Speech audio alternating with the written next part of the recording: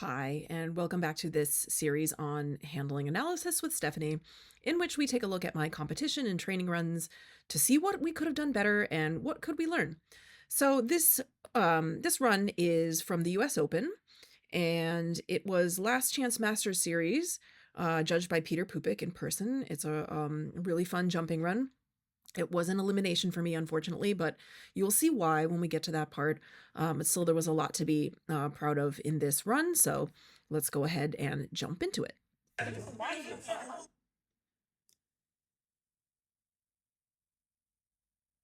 All right, so first, nice start line. She looks at the jump. I do have a focus cue that tells that. Really happy with this threadle wrap. And here, when walking the course and when looking at the map, we had the choice of layering the tunnel or not. I often will choose a layer, but this time I decided to run in there and make the blind cross here because I wanted to be a bit more aggressive about that.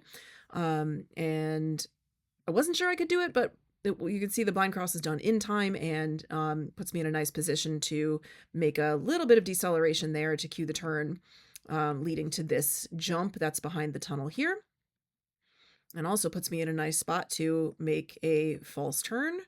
So here you can see I'm facing her, which will bring her toward me to take this jump and then essentially lap turn to the weaves. And she did really great, or maybe more of a tandem turn going to the weaves. She was great with that. Here, I was a little bit out of position. So here we have to think about what leading leg the dog needs to be on in order to go to the next correct obstacle. Remember, our job as the handler is always to help the dog exit the current obstacle already facing the next one. So we use our direction of motion, your position, your eyes, your chest laser, your feet, your arms, and also your voice to all together tell those things to the dog. So we also have to be familiar with leading legs and how dogs move through a course. And the basics of leading legs, if you're not familiar with it, is that the dog will choose the leading leg based on which side of them you are on. And that will be the direction they want to turn. So in this case, coming out of this tunnel, I'm on my dog's left, which means she wants to turn to the left, toward me. All dogs naturally do that. The course leads to the right.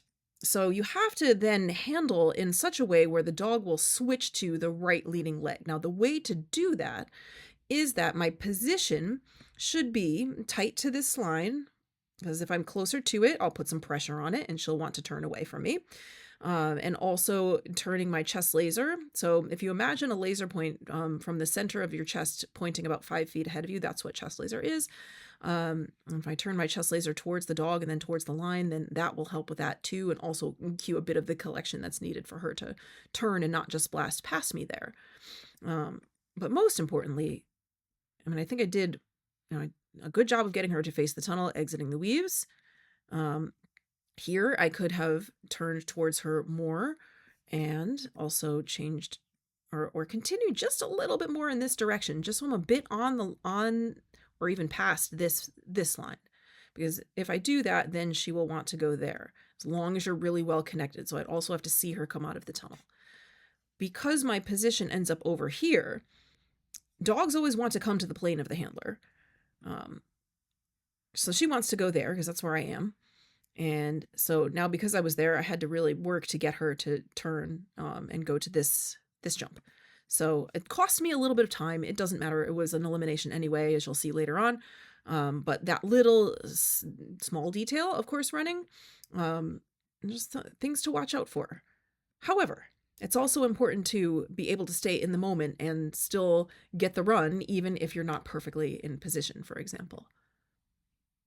All right, and then a little deceleration to get the turn to the tunnel. Here is where the elimination happens. So this jump is correct, but this is the wrong side. We should take the other side of the jump.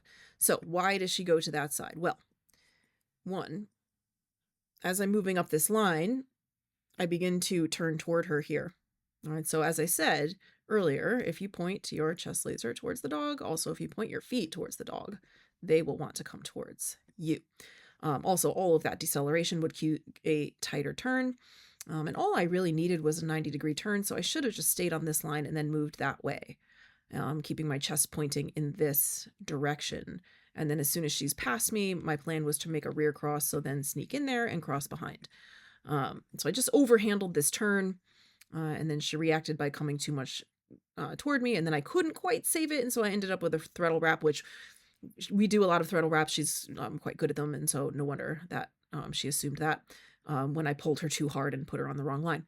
So that's a matter of understanding how much turning you actually need here, and really also seeing that, okay, she's already on the correct trajectory here. Right? So this is the direction I need her to jump. So if I do any more here, I would cause that. And instead, I should have saw that and pushed forward and reacted to it that way. So always making sure that your dog exits the current obstacle, seeing the next one. And also being able to be in the moment. I possibly even could have saved it here, but I probably would have gotten a bar down if I decided to push forward there instead.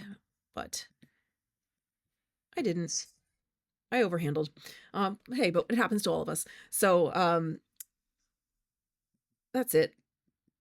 It was just too much handling of that turn. All right, so that's a matter of learning to trust, and some of that comes with experience. You know, Majel is 4.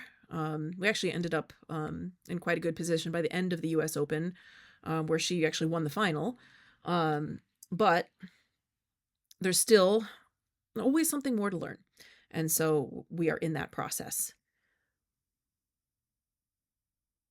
This was really nice, getting her to come toward me there, so you can see there like this. Running in this direction as they approach the long jump, there is a trap here, this jump. And so if the handler just keeps running in that direction, very easy to get the trap. And so the judge here is testing, can you get your dog to come towards you? Now I was able to basically stop moving, and if you stop moving, your dog will come toward you. So that made it easier. If I couldn't stop moving and I absolutely had to keep running, then a really good come towards you verbal cue helps a lot too. Okay, so that was our Last Chance Masters Series jumping.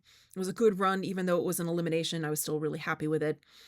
So if you have any questions on anything I mentioned in here, please post in the comments.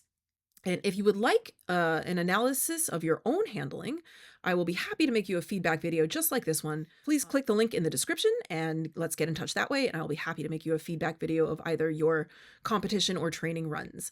Thank you for watching. And if you would like a video just like this one, get in touch, and I hope to see you next time.